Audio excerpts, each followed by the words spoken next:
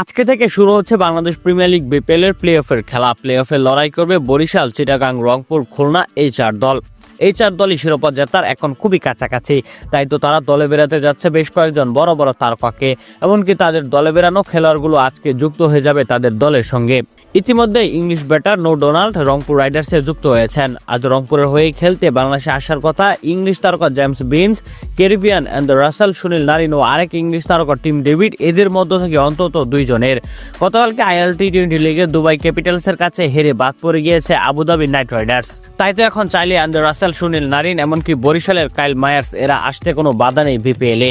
এমনকি ইতিমধ্যে বিপিএলে প্রথমবারের মতো অংশ নিতে দুবাই থেকে ঢাকার উদ্দেশ্যে রওনা দিয়েছেন জেমস বিন্স এবং টিম ডেভিড। এছাড়া রংপুরে হয়ে প্লে অফ মাতাতে আজই অন্য ফ্লাইটে বাংলাদেশে আসছেন Sunil Narine. Abu Dhabi night Riders বাদ পড়ে যাওয়ায় তাদের আরেক অলরাউন্ডার জেসন হোল্ডার খুলনার হয়ে খেলতে রওনা দিয়েছেন। আজকে রংপুরের বিপক্ষে ম্যাচে খুলনার একাদশে দেখা যাবে জেসন হোল্ডারকে। বরিশালের জন্য রয়েছে আজকে বড় চমক। আজকে বাংলাদেশে পা রাখছেন আফগানিস্তানের স্পিন জাদুকর নূর আহমেদ। মূলত এসএ টি-20 লিগের টিম ডারবান সুপার জায়ান্টে তার নাম ছিল, কিন্তু তার দল প্লে অফ খেলতে না পেরে টেবিলের তলানিতে থেকে বাদ পড়েছে। তাই তো আজকে বরিশালের ম্যাচে একাদশে দেখা যাবে তাকে।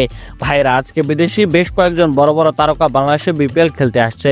তাদের মধ্যে কোন খেলোয়াড়টিকে আপনার সবচেয়ে বেশি আকর্ষণীয় লাগছে তা আমাদেরকে কমেন্ট করে জানাবেন।